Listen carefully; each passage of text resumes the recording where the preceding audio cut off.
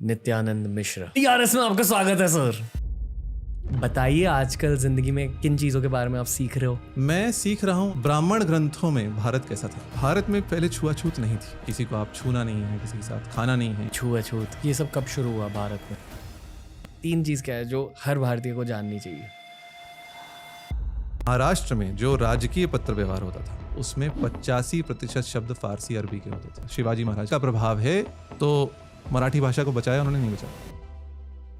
कुछ बदला आप में संस्कृत सीखने के बाद कि जब आप संस्कृत में बात करते हो, जब आप हिंदी में बात करते हो तो आपके चक्र एक्चुअली वर्क हो रहे हैं? ये मान्यता तंत्र में है, ये मान्यता योग में है। कोई ऐसा मंत्र है जो आप हर दिन कहते हो? इन तांत्रिक शब्दों में एग्जैक्टली क्या हो रहा है? क्यों बॉम्ब फट सकती है आपके दिमाग में? शब्दों में शक्ति होती है। फट, ह्रीम, ओम, ओम में ही शक्ति है। संस्कृत सीखने से आपकी पर्सनालिटी बदलती है? आदि से लेकर अंत तक। एक लिंग्विस्ट हैं फ्रांस में, जेरर्ड ह्यूएट करके, उन्होंने संस्कृत का जो वर्णमाला है समझाते हुए एक प्रेजेंटेशन एक बार दिया और उसकी स्लाइड का उनका टाइटल था putting the English alphabet to shame. जब आपकी वर्णमाला, आपका अल्फाबेट ही साइंटिफिक है तो आप समझ सकते हैं भाषा कितनी साइंटिफिक हो सकती है। हमेशा ये चाहा था कि मैं मेरे बेटे का नाम रोनाल्डो रख दूं। संस्कृत के बारे में जानकर मैंने सोचा कि शायद मैं उसे और कुछ नाम दूं। हम क्यों जा रहे हैं ये अटपटे नामों के लिए? आजकल इंटरनेट से कहीं से पढ़ के निरर्थक नाम रख दिया लोगों का। लोग विष्णु सहस्रनाम अथवा ललिता सहस्रनाम से नाम ले। आपने कुंभ मेले पर एक किताब क्यों लिखी है? तो मैंने 3 कुंभ मेलों का पहले अनुभव लिया। कीलों पर लेटे हुए साधु देखे मैंने। कुछ नागा साधु तो अपनी मूत्रेंद्रिय से ईंटें उठा लेते हैं। लार्जेस्ट गैदरिंग ऑन अर्थ है जिसमें करोड़ों लोग आकर स्नान करते हैं, उनको भोजन मिलता है, कोई लूट रहा है, कोई लुटा रहा है। और अनुभव में मुझे ऐसा लगा ये तो पूरा भारत है। दोस्तों, संस्कृत एक ऐसी भाषा है जो one of the world's most ancient languages के टाइटल से जानी जाती है। आज के पॉडकास्ट में हमने संस्कृत में एक डीप डाइव करी कि इस लैंग्वेज के पीछे छिपा हुआ साइंस क्या है, छिपा हुआ लॉजिक क्या है, छिपा हुआ पावर क्या है। इन सारी चीज़ों के बारे में आप ज़्यादा जानोगे आज नित्यानंद मिश्रा सर के साथ। ये एक IIM के ग्रेजुएट है, पर ये उनका पैशन प्रोजेक्ट है। संस्कृत को पब्लिक के सामने, भारत के सामने एक मॉडर्न प्रैक्टिकल तरीके से पेश करना। It's a very special episode of the Ranveer show with Nityanand Mishra.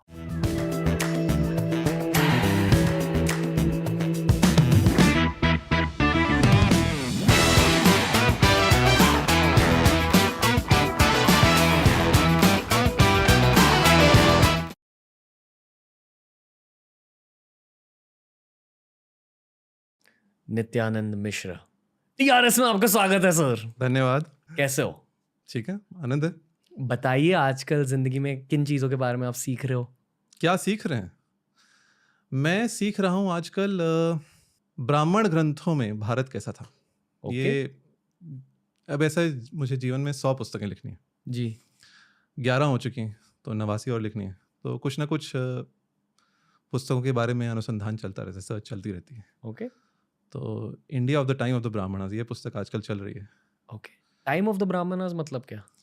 जो वेद हैं, जी। ऋग्वेद, यजुर्वेद, सामवेद, अथर्ववेद, इनके आप कह लें भाग हैं, इनके पार्ट्स हैं। ओके। जो मूल मंत्र हैं उनको संहिता कहते हैं। ओके। ठीक है। इन संहिताओं के पश्चात इन पे भाष्य आप मान लीजिए, इन पे कमेंट्री मान लीजिए, वो ब्राह्मण ग्रंथों में है। जैसे शतपथ ब्राह्मण है, ऐतरेय ब्राह्मण है। ओके। फिर इनके पीछे आरण्यक हैं, जो जब सन्यासियों की परंपरा प्रारंभ हुई तो जंगल में जाकर इस पर वैदिक मंत्रों पर सोच विचार करके इन्होंने इनके बारे में कुछ लिखा, तो ये आरण्यक हुए। और सबसे अंत में उपनिषद, जिसमें केवल फिलॉसफी, जो ब्रह्म विचार, दर्शन है। ओके।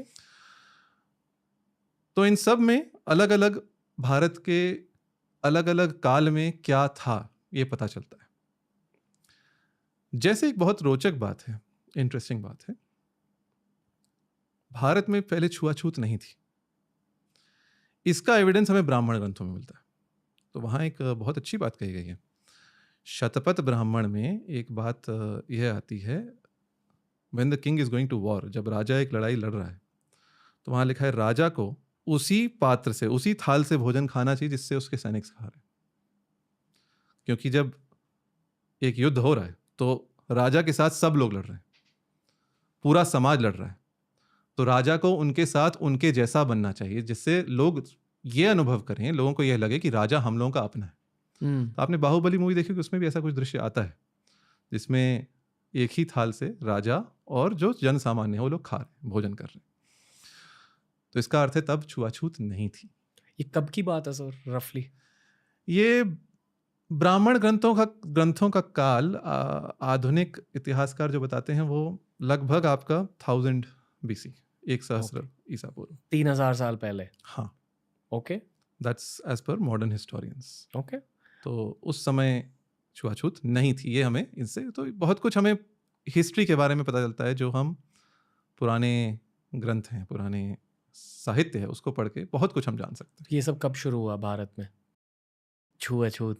मुझसे आप पूछें तो ये गुप्त काल के पश्चात, आफ्टर द गुप्तस। ओके।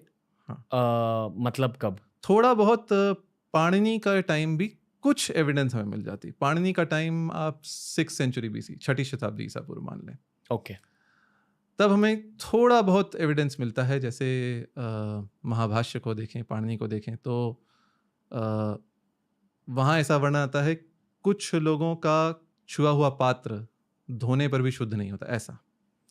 तो धीरे धीरे ये सब धीरे धीरे विकास हुआ इसका, और फिर 4th 5वीं शताब्दी के आगे फिर और इसमें विकृतियाँ आई, जो भी है। और फिर ऐसी स्थिति आ गई जब हम सोच भी नहीं सकते जो होता था भारत में। किसी को आप छूना नहीं है, किसी के साथ खाना नहीं है, किसी के साथ आप बैठ नहीं सकते। तो ये सब कालांतर में with time these all things have crept in. आपने कुंभ मेले पर एक किताब क्यों लिखी है? मैंने अनुभव किया कुंभ मेले, फिर क्या? मुझे लगा, मैं गया वहाँ, देखा क्या होता है। तो मैं 13 में गया था जब प्रयाग में हुआ था। जो अभी जो कुंभ हुआ था 19 में, वो तो अर्ध कुंभ था, जिसको कुंभ बना दिया इन लोगों ने चुनाव जीतने के लिए, पर वो था अर्ध कुंभ। जो 13 में जब कुंभ हुआ था प्रयाग में, मैं वहाँ गया था। गैप कितना होता है? 12 वर्ष का होता है। 12 वर्ष का क्यों होता है? 2025 में होगा। हाँ, 25 में होगा। कुछ एस्ट्रोनॉमी रिलेटेड हाँ। होगा। गुरु, क्या होता है? बृहस्पति, जुपिटर। ओके। जुपिटर का जो सूर्य के जो रेवोल्यूशन पीरियड है वो लगभग 12 वर्ष है। मैंने इसमें गणना भी बताई है क्यों 12 वर्ष में कुंभ आता है। क्योंकि कुंभ तब होता है जब मुख्यतः सूर्य और बृहस्पति, सन और जुपिटर की राशि देखते हैं, तब कुंभ मेला, जब एक ही राशि में हो, किसी विशिष्ट राशि में, तब कुंभ का आयोजन होता है। 12 साल में एक बार होता है। 12 वर्ष में जुपिटर एक सूर्य का चक्कर लगाता है। 11.89 है जहां तक मुझे ध्यान है, इसमें लिखा है, मैंने गणना की है। लगभग 12 वर्षों में जुपिटर आपका एक चक्कर लगा लेता है सूर्य का। पर मेरा सवाल यह है कि तो क्या अगर जुपिटर और सूर्य एक राशि में हो तो क्या होता है? तो क्या होता है? तो कुंभ मेला होता है। तो उस समय ऐसी मान्यता है, उस समय कुछ विशिष्ट तीर्थों में स्नान करने से हमारे बहुत सारे पापों से हम मुक्त हो जाते हैं, ऐसी मान्यता है, हमारे विश्वास है। तो जैसे नासिक में होता है, वहाँ भी मैं गया जब 15 में हुआ था। उज्जैन में होता है सिंहस्थ, वहाँ भी मैं गया जब 16 में हुआ था। हरिद्वार मेरा नहीं हुआ। तो मैंने 3 कुंभ मेलों का पहले अनुभव लिया, और अनुभव में मुझे ऐसा लगा ये तो पूरा भारत है यहाँ पे, और यहाँ पे कैसे कैसे लोग जो किसी को जानते नहीं, इतने सारे लोग, जो लार्जेस्ट गैदरिंग ऑन अर्थ है कुंभ मेला, करोड़ों लोग एक स्थान पर आकर वहाँ रुक रहे हैं, वहाँ कल्पवासी हैं, वहाँ कुछ नहीं है। जैसे प्रयाग में आपने देखा होगा, प्रयागराज में जो संगम क्षेत्र है वहाँ आसपास तो बालू ही बालू है, और जब सावन के दिन होते हैं तब नदी बढ़ जाती है, नहीं तो बालू ही रहती है। जब कुंभ होता है तो वहां कुछ नहीं होता। उसके पहले कैसे एक पूरी नगरी बन जाती है, कुंभ नगरी, and it is all temporary infrastructure, जिसमें करोड़ों लोग आकर स्नान करते हैं, उनको भोजन मिलता है, कोई लूट रहा है, कोई लुटा रहा है, कोई व्यक्ति वहां भूखा नहीं जाता। करोड़ों लोग आ रहे हैं, कोई ना कोई खिला रहा है, किसी दिन कोई स्पॉन्सर कर रहा है, कोई स्पॉन्सर कर रहा है।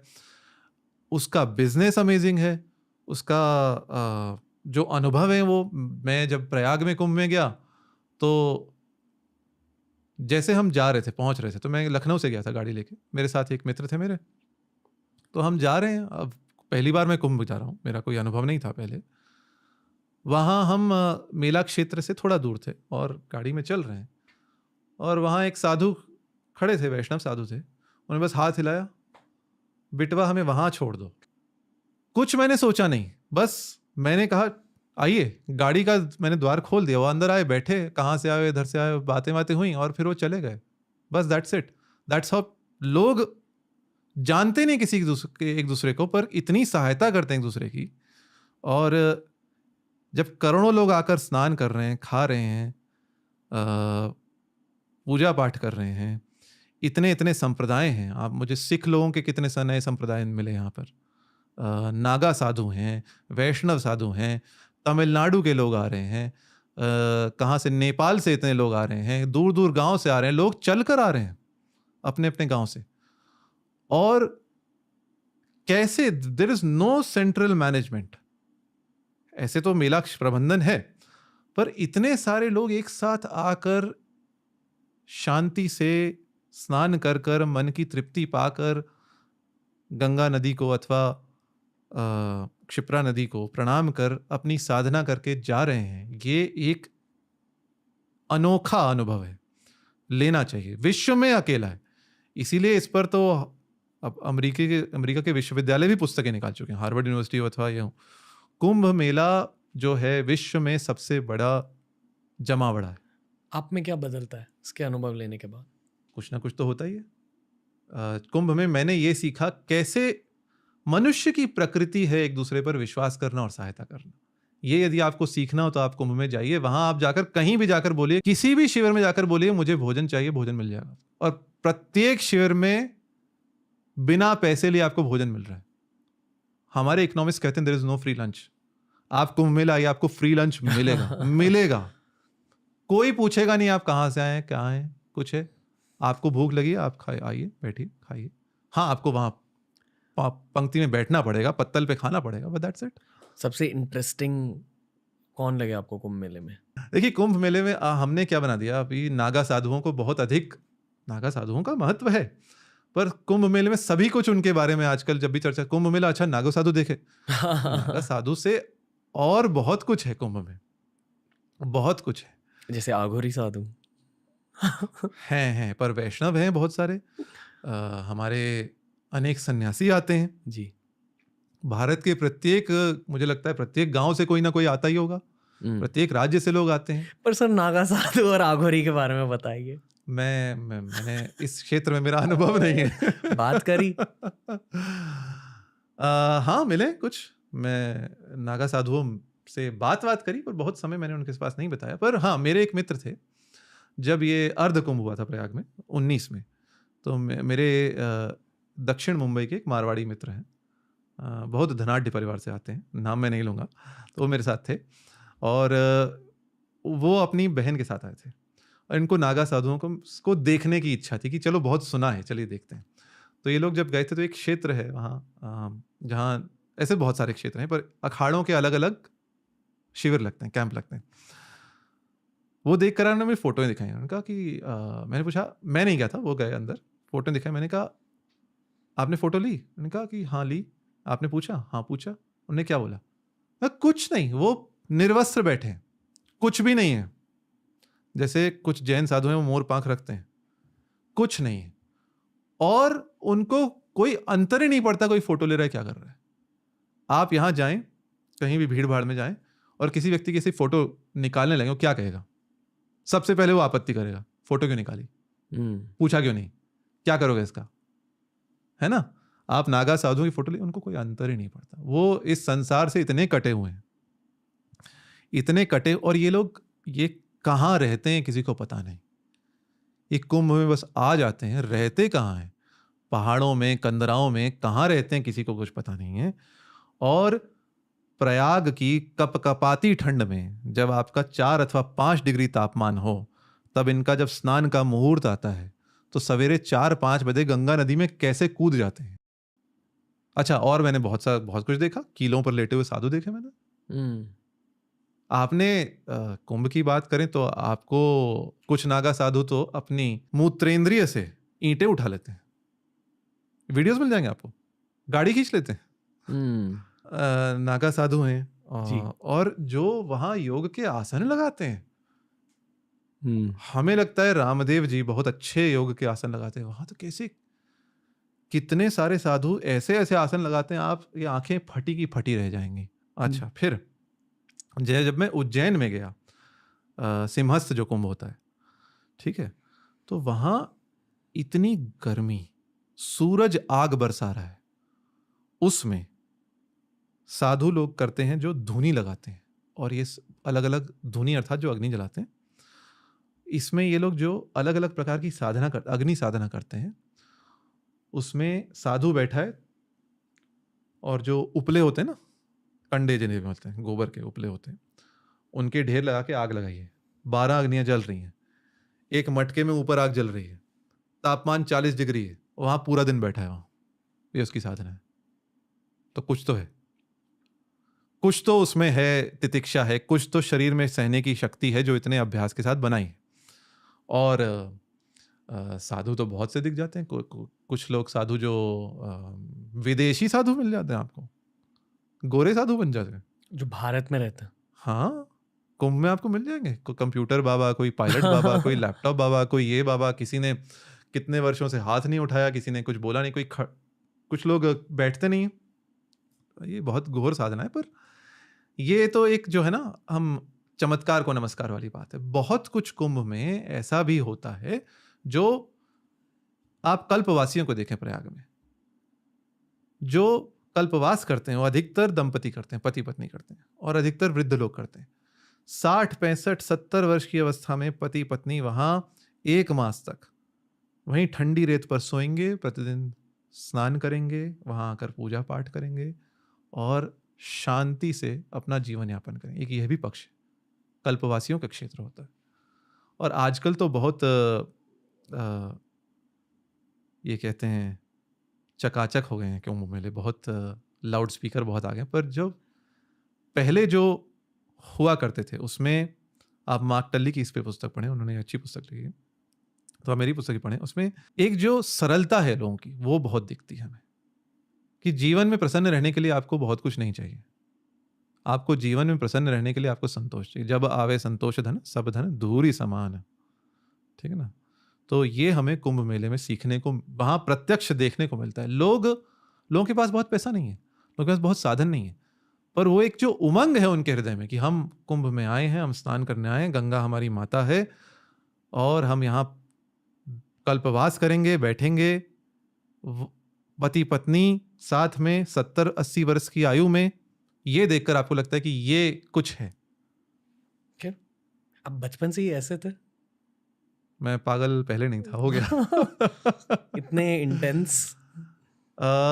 मेरी बुद्धि की प्रेरणा मेरे पिताजी से मिली है और मेरी जो परिश्रम की प्रेरणा मेरी माताजी से मिली है। तो मैंने जो अपने घर में देखा, मेरी माताजी ने आज तक ऐसा कोई दिन नहीं हुआ जब उनको मैंने आलस करते हुए देखा। कुछ ना कुछ परिश्रम, अथाह परिश्रम करती ही रहती।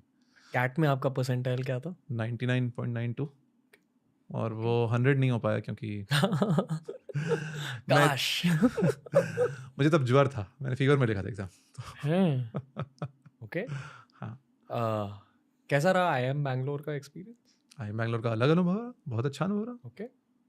IIM बैंगलोर में मैंने बहुत कुछ सीखा। जो मैं सारी पुस्तकें लिखता हूँ, मैं अपने आप डिज़ाइन भी करता हूँ, तो I type set all my books my self. और ये मैं करता हूँ लेटेक में, वो मैंने सीखा है IIM में, एक प्रोफेसर के साथ एक जब पेपर छापा, तो एक अलग अलग अनुभव है। जैसे मैंने IIM में क्या होता है, आप बहुत से तो अलग अलग राज्यों के लोग आते हैं, उनसे आप मिलते हैं, आपका एक एक्सपोजर जो होता है, आपको एक ऐसा मंच मिलता है जब आप ऐसा कुछ कर रहे हैं जो आपने जीवन में कभी पहले किया नहीं, और जब आपका सारा भय, सारे डर आपके चले जाते हैं। क्योंकि जब मैं IIM में था तो मुझे ध्यान है, मैंने रिचर्ड स्टॉलमैन का स्वागत किया था। रिचर्ड स्टॉलमैन आप जानते हैं, GNU मूवमेंट के जो बहुत जाने माने हैं, तो उनको होस्ट करना, इंटरनेशनल जर्नल में पेपर लिखना, और बहुत सारे जो वहाँ प्रोफेसर्स हैं उनसे बातें करना, उनसे तर्क करना, उनसे क्वेश्चंस आंसर करना, it's very different experience. And ऐसे तो IIM में समय इतना नहीं मिल पाता क्योंकि बहुत लोग प्लेसमेंट के चक्कर में लगे रहते हैं। इसमें आपके 6 सेमेस्टर होते हैं 2 बरस में, और आपको 3 मास में आपको 5 पुस्तकें पढ़नी है, प्रेशर बहुत रहता है, बट फिर भी सीखने को तो बहुत मिलता है। ओके, तो आज के ज़माने में हर भारतीय को 3 चीज़ों के बारे में बताइए। 3 चीज़ क्या है जो हर भारतीय को जाननी चाहिए? क्या जाननी चाहिए? इतिहास के बारे में। इतिहास के बारे में, इतिहास के बारे में जितनी भी पढ़ाई की है आपने अब तक, क्यूम्युलेटिव उसके 3 लेसन बता दीजिए। 3 लेसन इतिहास। सबसे पहले तो जब हम बटे तब पिटे, है ना? जब बटे तब पिटे, पहली बात। तो जो भी आप देख लें, जब हमारे देश में आंतरिक कलह थी तब विदेशी आक्रांताओं ने आकर आक्रमण किया, हमें पीटा, ठीक है। दूसरी बात, जब हम जगे तब बचे, जब जब हम अपनी संस्कृति के प्रति सजग हुए, जब जब हम अपने देश के प्रति सजग हुए, तभी बचे। और तीसरी बात मैं सोचूंगा, जब हम झुके तब मरे। जब हमने हार मान ली और हाथ खड़े कर दिए कि अब कुछ नहीं हो सकता, तब हम समाप्त हो गए। तो ये मैं कहूँगा, ये 3 बातें हैं जो हमें जाननी चाहिए। दूसरा लेसन क्या था? जब हम जगे तब बचे। जगे तब बचे। तो आप कह रहे हो कि जो आज भारत में हुआ है ये पहले भी हो चुका है, यानी कि लोग संस्कृति को भूल चुके थे और फिर से संस्कृति को अपनाया गया। कब? जैसे आप देखिए, जो हमारे देश में, अब एक उदाहरण लीजिए, काशी विश्वनाथ मंदिर कई बार तोड़ा गया, कई बार बनाया गया। तो जब बनाया गया दोबारा, तो एक जागरण ही तो हुआ ना।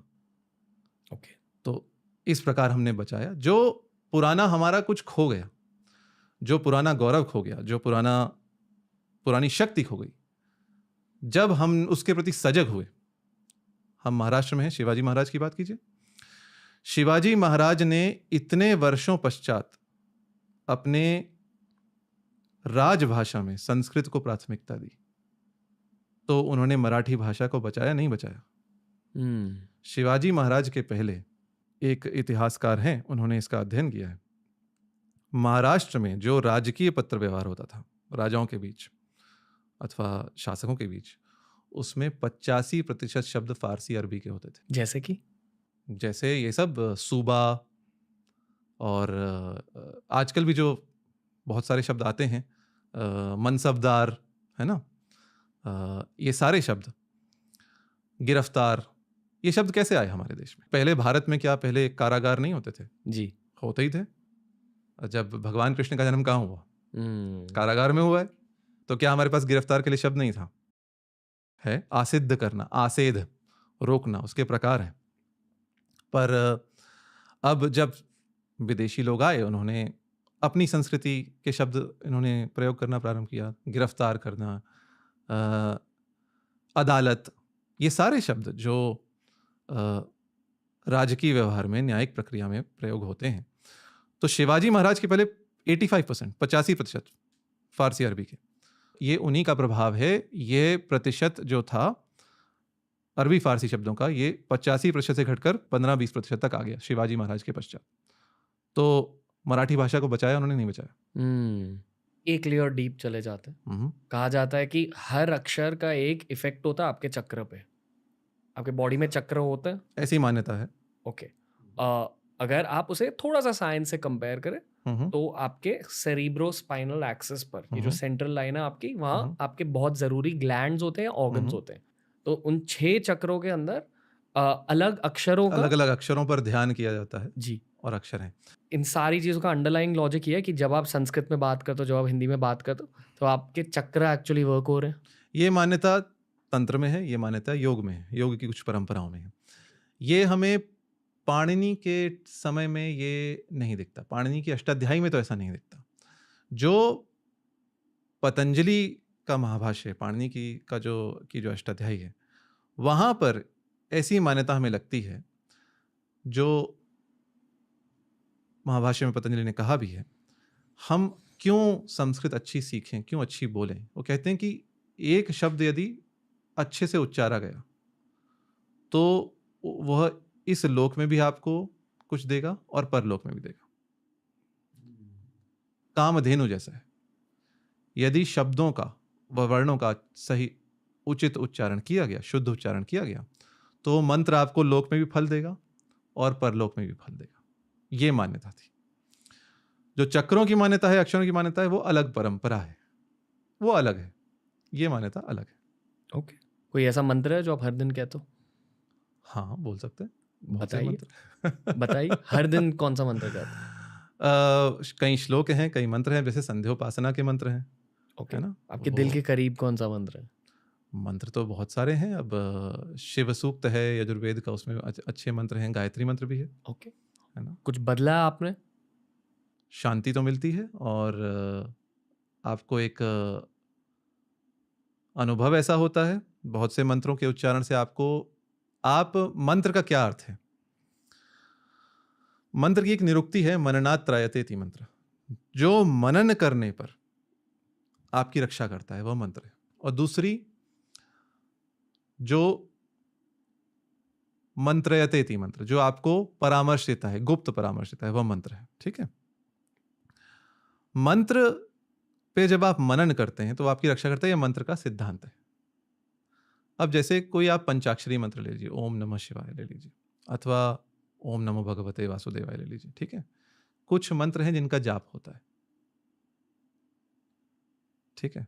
इन पर आप जितना मनन करेंगे उतना आपका मन स्थिर होता है, क्योंकि आप जब एक माला जप पर मंत्र का हम जाप कर रहे हैं तो एक एक मनके पर उसी को, उसी विषय को, उसी आराध्य को, उसी पर आप ध्यान केंद्रित कर रहे हैं, तो आपकी मन की स्थिरता बढ़ी। पहली बात, कंसंट्रेशन बढ़ा। दूसरी बात, जब आप एक ही देवता पर बार बार ध्यान कर रहे हैं अथवा एक ही तत्व पर बार बार ध्यान कर रहे हैं तो उस तत्व के आप और निकट जा रहे हैं। जब आप शिव पर बार बार ध्यान कर रहे हैं, ओम नमः शिवाय कह के बार बार कर रहे हैं, तो आप शिव तत्व के निकट जा रहे हैं, क्योंकि आपका एक मन का संस्कार है कि हाँ, मैं जितनी बार बोलूंगा उतनी बार मैं और निकट जाऊंगा, और निकट जाऊंगा। ठीक है? तो एक जो तादाद में होता है मंत्र से, ये होता है। और इस पर जब आप मनन करते हैं, विचार करते हैं, तो ये आपकी रक्षा करता है, ऐसा हमारे शास्त्रों में कहा गया है।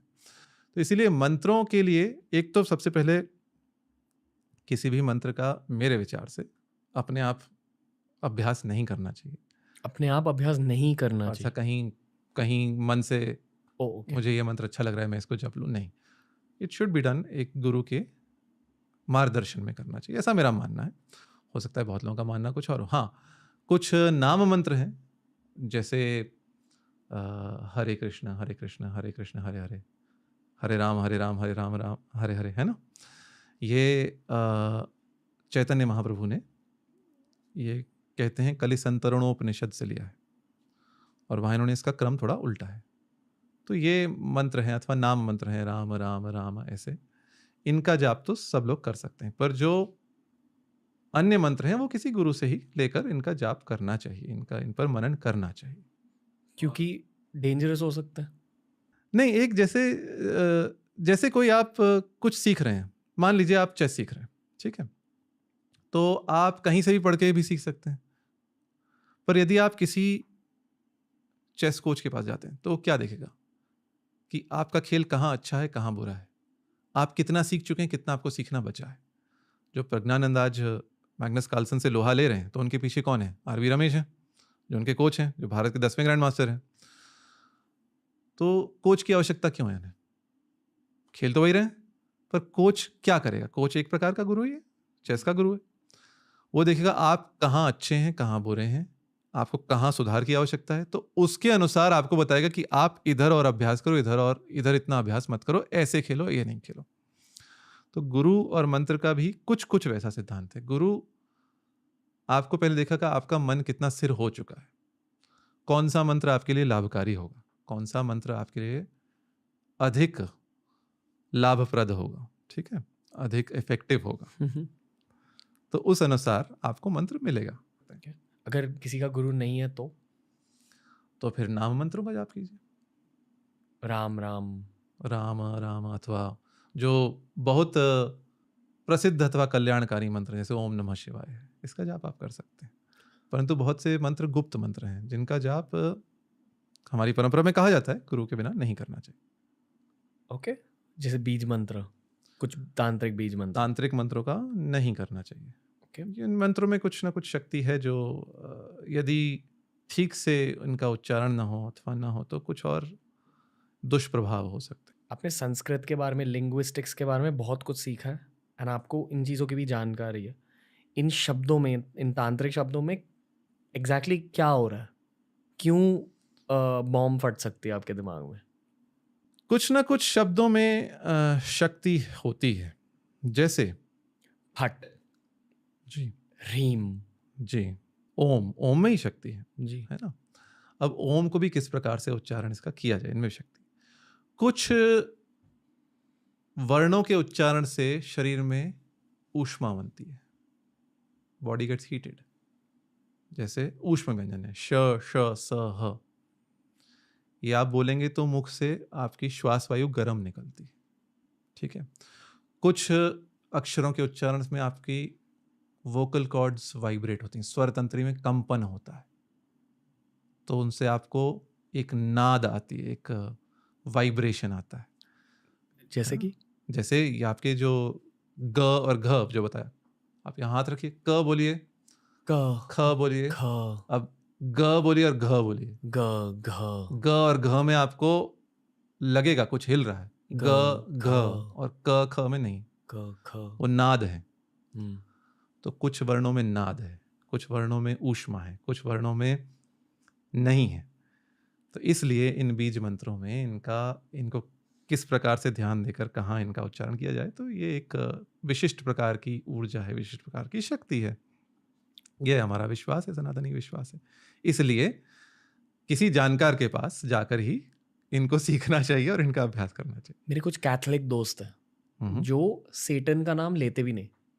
जब मैं बोलता हूँ कि सेटन मतलब क्या, वो कहते कि नहीं नहीं, नाम मत लो, नाम मत लो। हम्म, फिर मैंने सोचा कि यार ये मतलब इसका लॉजिक क्या है? हम कह देते असुर, रावण। तो फिर मैंने सोचा कि हमारे कल्चर में इक्विवेलेंट क्या है, और तंत्र के बारे में थोड़ा सा जानकर मुझे ये पता चला कि हमारे कल्चर में भी कुछ ऐसे शब्द होते हैं, बहुत ज़्यादा पावर होता है, जिन्हें दोहराना नहीं चाहिए। हम्म। पर मैं कभी ये नहीं समझ पाया कि कुछ अक्षरों को जोड़कर ऐसा पावर कैसे फॉर्म हो जाता है। और इसलिए मेरी एक्सप्लेनेशन सिर्फ वही चक्र वाली एक्सप्लेनेशन है कि कुछ तो होता होगा चक्र में। नहीं, और नाद है और ऊष्मा है, तो आपके शरीर में जब आप नाद वाइब्रेट कर रहे हैं जी, तो उसका अलग प्रभाव पड़ेगा। आपके मुख से जब आपकी वायु ही गर्म निकल रही है, ऊष्म वायु निकल रही है, तो उसका प्रभाव अलग पड़ेगा। ये बेसिकली आपके बॉडी के अंदर योगा करवा रही है, हम्म, ऐसे भी देखा जा सकता है। जी जी कुछ तो हो रहा है। योग में, पतंजलि के योग सूत्र में उन्होंने कहा है ईश्वर का वाचक प्रणव है ओम, और तज्जपस तदर्थ भावनम, उसका जप करना चाहिए, उसके अर्थ की भावना करनी चाहिए। योग की परंपरा में सबसे पुराना और प्रामाणिक शास्त्र पतंजलि का योग सूत्र है। ये सब हठ योग, प्रदीपिका आदि तो बहुत पीछे के हैं। तो योग की परंपरा में जो भी है वह योग सूत्र को बहुत मानता है, पतंजलि के योग सूत्र को। और योग सूत्र में 2 सूत्र उन्होंने दिए हैं। एक तो जो ईश्वर है उसका वाचक प्रणव है, प्रणव अर्थात ओम।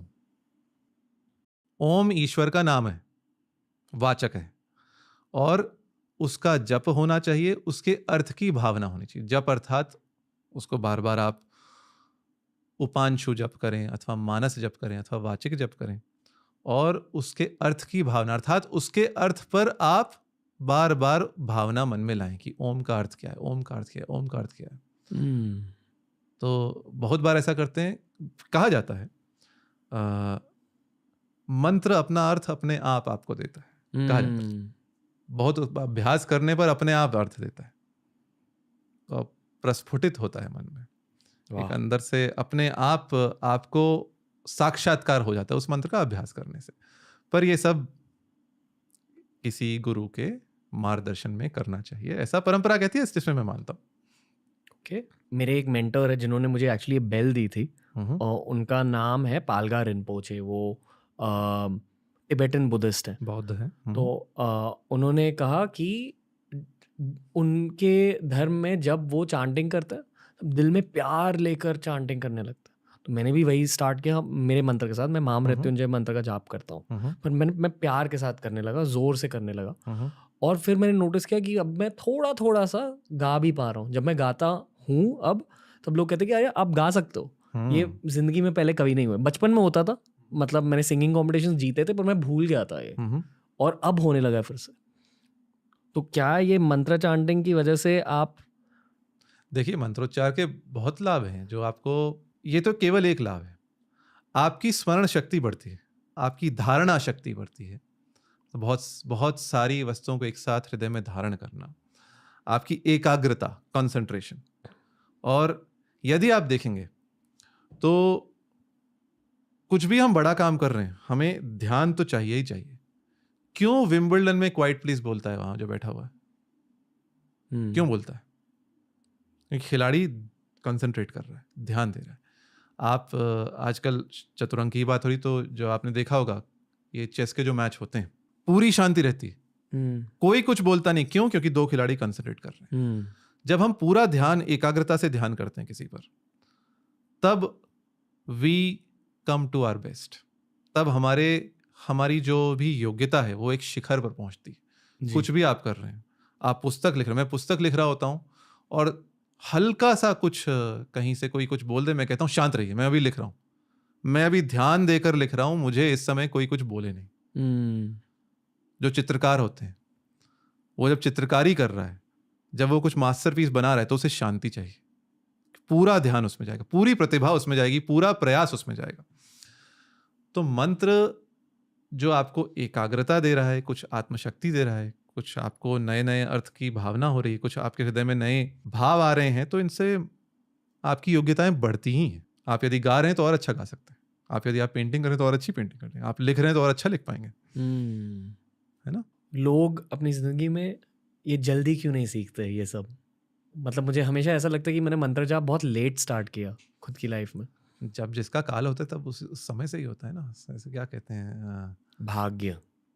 समय आए तरुवर फले केतक संचो नीर।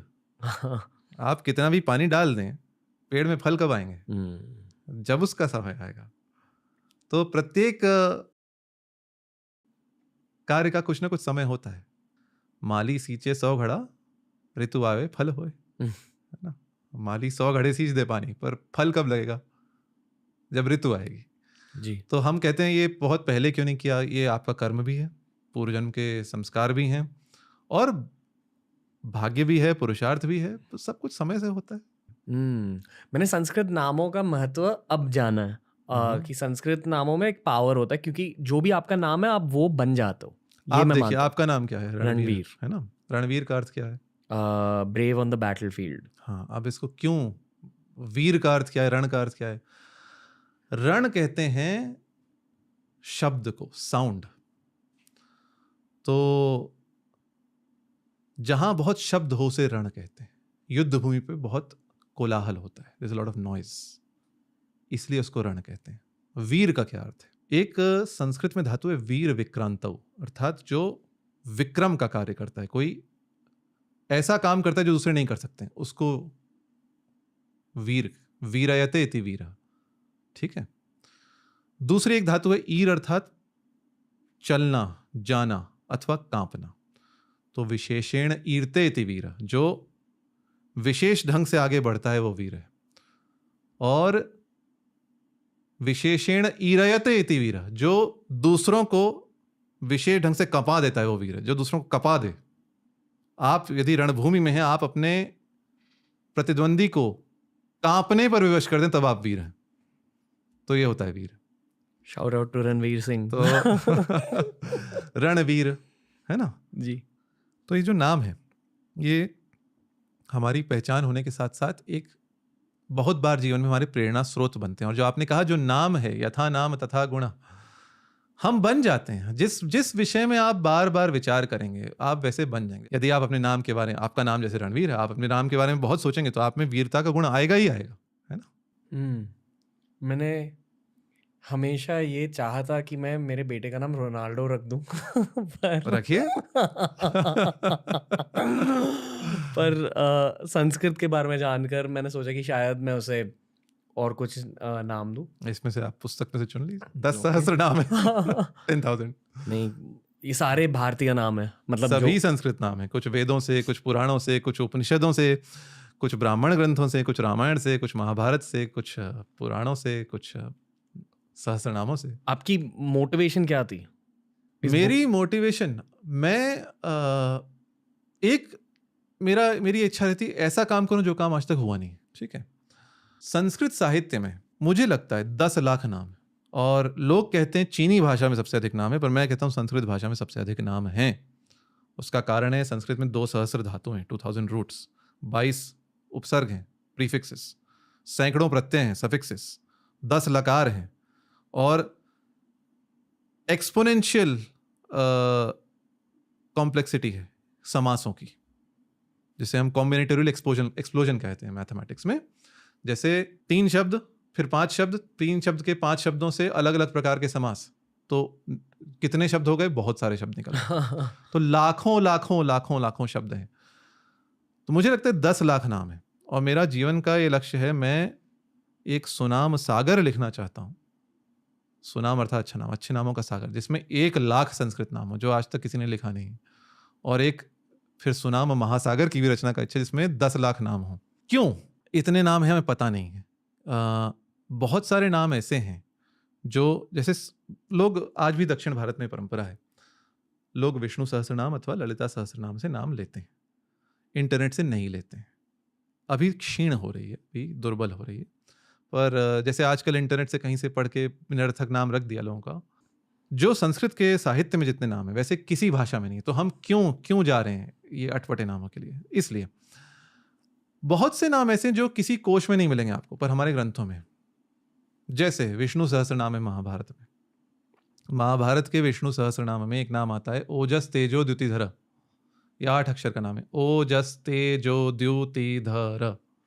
लंबा नाम को नहीं रखना चाहता, पर इस नाम से आपको 3 नाम मिल सकते हैं, क्योंकि ओजस तेजो द्युतिधर का अर्थ है ओजस कहते हैं जैसे ब्रह्मचर्य से जो ओजस बनता है, तेजस अर्थात शक्ति, और द्युति अर्थात कांति, चमक, इनको धरने वाला, इनको अपने साथ रखने वाला। क्या नाम था फिर से? ओजस तेजो द्युतिधर। यह विष्णु सहस्रनाम में महाभारत में जो भीष्म ने युधिष्ठिर को सुनाया है, उसमें भगवान विष्णु का नाम है ओजस तेजो द्युतिधर। परंतु व्याकरण में एक सिद्धांत होता है, जो द्वंद्व समास के अंत में एक शब्द आता है, वो द्वंद्व समास के प्रत्येक घटक के साथ जुड़ जाता है। तो धर शब्द जो है ये ओजस तेजो द्युति के साथ है। ओजस तेजो द्युतिनाम धर, ओजस तेजो द्युतिधर। तो इससे हम बना सकते हैं ओजोधर एक नाम, तेजोधर दूसरा नाम, और द्युतिधर तीसरा नाम। ये नाम कॉमन नहीं है। ऐसे ही एक और उदाहरण देता हूँ। एक और विष्णु सहस्र नाम है, पुराणों में आता है, उसमें नाम आता है ऋग यजुः सामाथर्वेश। ऋग यजुः सामाथर्वेश 9 अक्षर का नाम है, कोई नहीं रखेगा, पर इस नाम का अर्थ क्या है? ऋग्वेद, यजुर्वेद, सामवेद और अथर्ववेद के ईश्वर। तो इससे हम क्या नाम बना सकते हैं? ऋगीश। सुना है आपने नाम? नहीं सुना, संस्कृत का शब्द है। यजुरीश, सामेश, अथर्वेश, 4 छोटे नाम बन गए। ये काम आज तक किसी ने नहीं किया। मैंने इस पुस्तक के लेखन के लिए महाभारत कोश देखा, मैंने रामायण कोश देखा, मैंने अनेक पौराणिक कोश देखे, मैंने भारतीय प्राचीन चरित्र कोश देखा, मैंने वैदिक कोश देखे, पर किसी ने ये काम नहीं किया बड़े नामों को काट काट कर छोटे नाम बनाने का। तो ये मैं करना चाहता हूँ, जिससे एक सेवा संस्कृत साहित्य की ये हो, अथवा हमारे भारतीय वाङ्मय की ये हो। 10 लाख संस्कृत के नामों का एक कलेक्शन, एक संग्रह में जुटा लूँ जो आगे चले। क्यों? ये मेरी 100 पुस्तकें जो लिखनी है जीवन में, उनमें से एक पुस्तक ही है। तो ये मोटिवेशन है कि जो कुछ नया करना चाहिए। ओके मिश्र साहब जी, यही था आज का एपिसोड। धन्यवाद। मेरे लिए ये सिर्फ एक इंट्रोडक्टरी एपिसोड था। अच्छा। पहली बार आप आ रहे हो TRS पे, तो थैंक यू सर। धन्यवाद। बहुत कुछ सीखा आपसे। मेरी हिंदी भी सुधर गई आज के एपिसोड के बाद। तो थैंक यू सर, जी। धन्यवाद। और जल्द ही मिश्रा साहब से बहुत फिर से बात शीघ्र होगी, आपसे पुनः ओह। भेंट होगी और बहुत सारी बातें होंगी। थैंक यू जी। थैंक यू सर, नमस्ते। तो दोस्तों यही था आज का पॉडकास्ट। बताइए कैसा लगा, कमेंट सेक्शन में फीडबैक दीजिए, गेस्ट रिकमेंडेशंस भेजिए। TRS ने सनातन धर्म के इतने सारे एस्पेक्ट्स कवर करे हैं। I am still sure that there is 5000 more aspects to cover. बहुत कुछ बाकी है कवर करने के लिए, तो प्लीज़ सपोर्ट करते जाइए, गेस्ट रिकमेंडेशंस भेजते जाइए और टॉपिक सजेशंस भी दीजिए। We will find the guest according to the topic suggestions. All the love, thank you for listening to another episode of the Ranveer show.